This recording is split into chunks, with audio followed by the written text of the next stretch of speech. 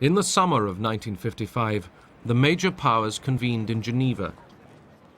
The Russian delegation was led by Marshal Bulganin and Nikita Khrushchev.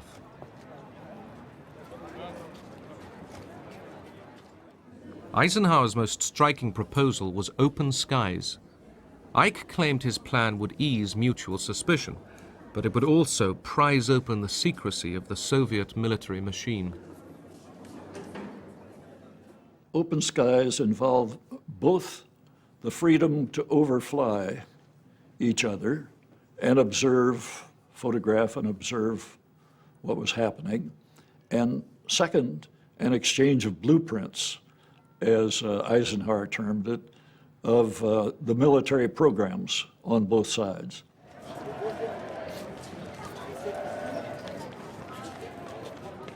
We broke up for tea shortly after that, and as we were standing there, Khrushchev came walking up to Eisenhower, sidling up in his way of walking, and said, "Niet, niet, niet, you're simply trying to look into our bedrooms."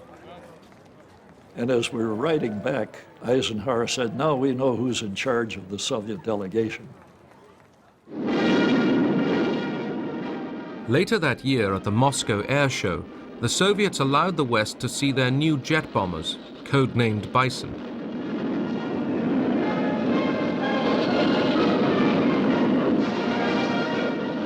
Significantly, overhead flew 10 long-range Tu-95s, capable of delivering a nuclear bomb all the way to America.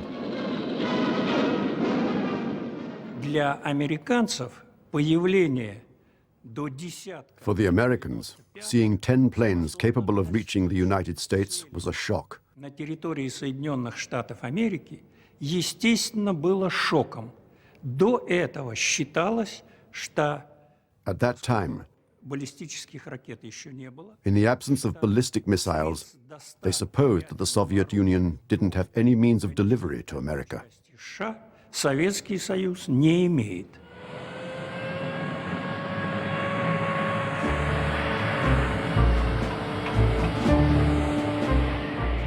In response to fears of a bomber gap, Ike doubled the rate of B-52 bomber production.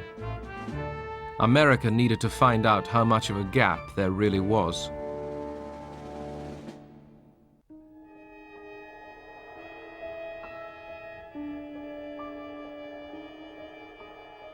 In California, the Raps were coming off a secret photographic reconnaissance plane. It was designed to fly at 70,000 feet, out of range of fighter planes and anti-aircraft missiles. The U-2. Controlled by the CIA, these long flights across Soviet territory posed obvious risks, but the information they might bring would be vital. Ike took the gamble.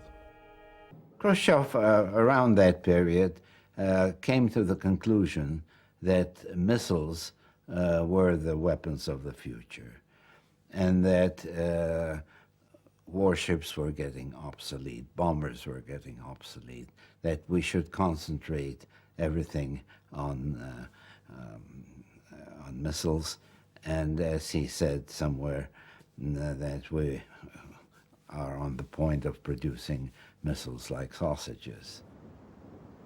Engineers from all over the Soviet Union had been arriving in the harsh Kazakhstan desert to build the top-secret rocket base of Baikonur.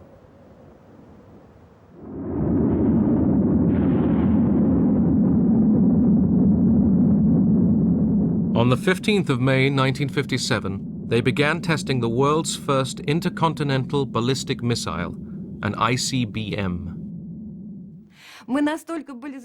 We were kept in such strict secrecy that we couldn't mention the word missile, even between ourselves. It was called the mechanism, the product. We called it our dear one. That romanticism, it helped us to live, to keep going.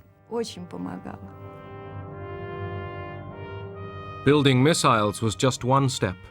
The next would surprise the whole world.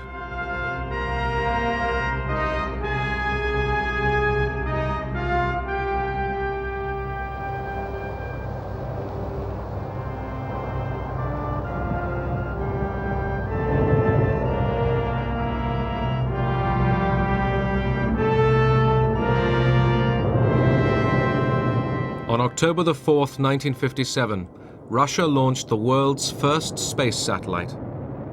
They called it Sputnik, traveling companion to the Earth.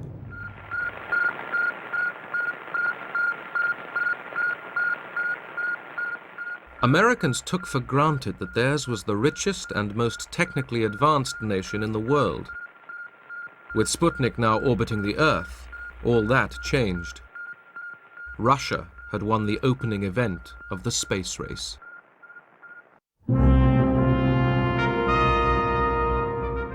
To catch up with the Russians, America pushed its own satellite project forward. The Army and the Air Force were very eager to put up a satellite. Eisenhower was dubious about their proposals and decided to call on the Navy to produce a new satellite called the Vanguard to carry this out for peaceful civilian purposes only. And so at the sunrise hour of the launching day, the U.S. scientists realize the world is watching and waiting. Success or failure will bring equal headlines. That is one price of greatness. And the Americans who sweat this one out at Cape Canaveral know their fledgling is on the spot.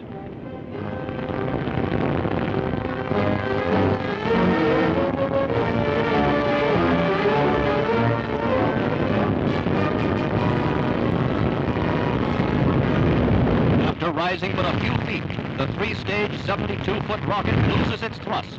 The remarkable slow-motion films tell the rest of the story.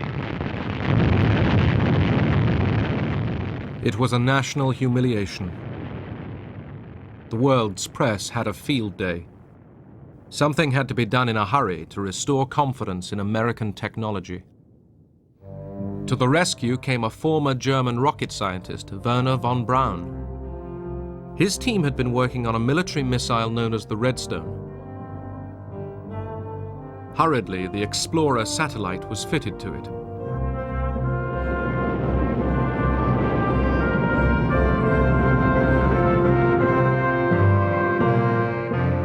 It worked. The race in space was between capitalism and communism, a competition the West feared Russia was winning.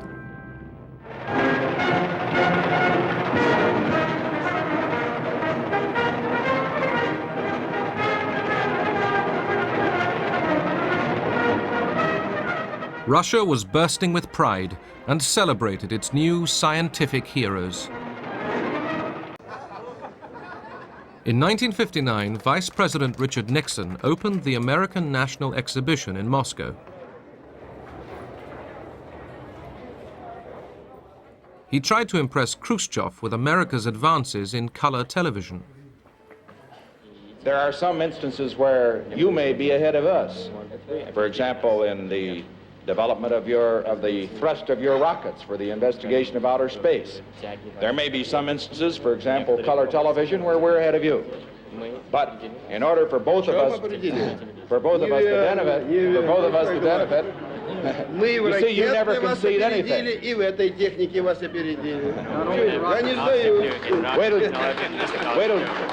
Wait till you see the picture. Khrushchev toured the United States, the first communist leader to be invited.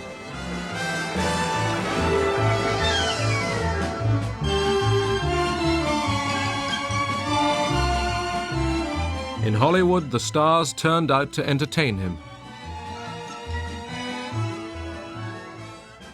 In the streets, people gave him a frostier welcome.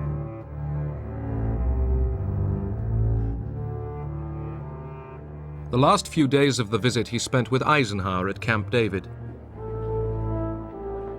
Both said they were ready to slow down the arms race. It was difficult for Eisenhower to argue for restraint. The American people were convinced that the missile gap favored Russia. Ike was questioning how much of a gap there really was. U-2 spy planes had been searching for missiles. Few had been found.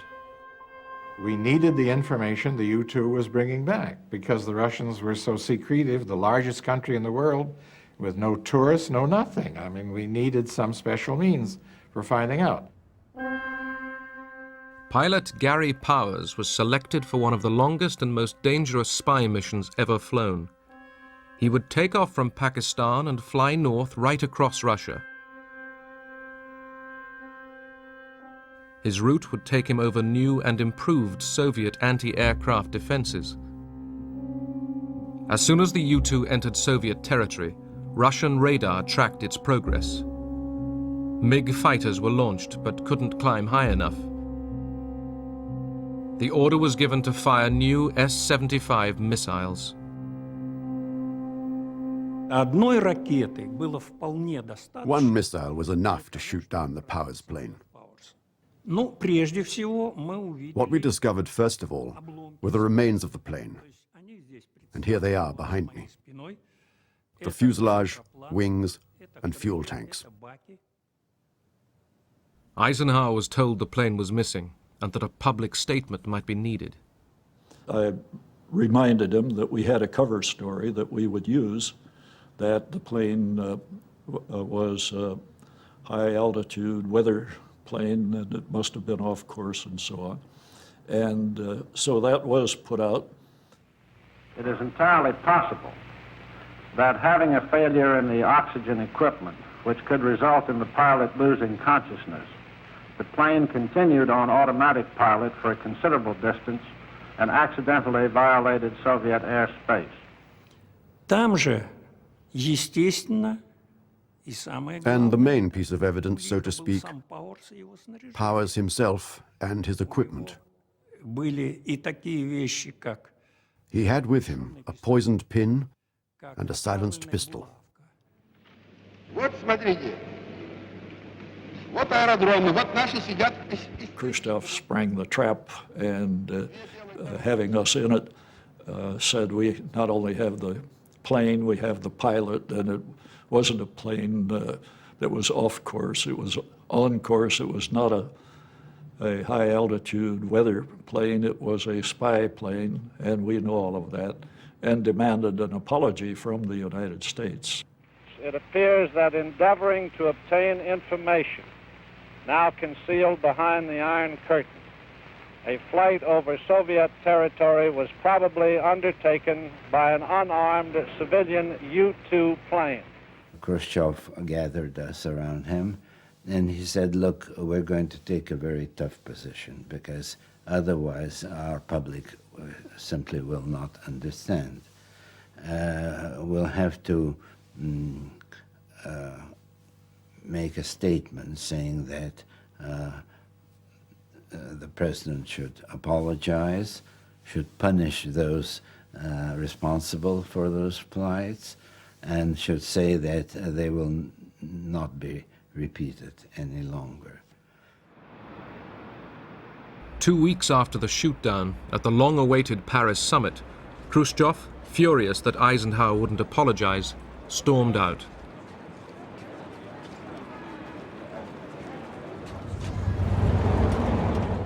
The summit collapsed. In Moscow, Powers' trial for spying was a major media event. The world saw America caught in the act. I ask the court to weigh all the evidence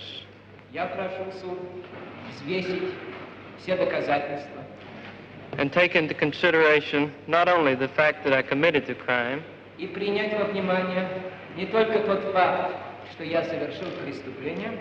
but also the circumstances which led me to do so.